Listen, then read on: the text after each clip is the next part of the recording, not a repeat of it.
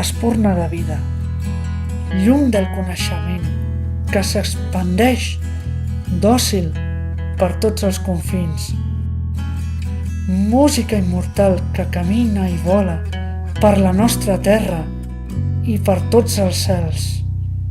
La canten els trànsfugues, els empresonats i tots els migrants que no tenen sostre la piulen plorant.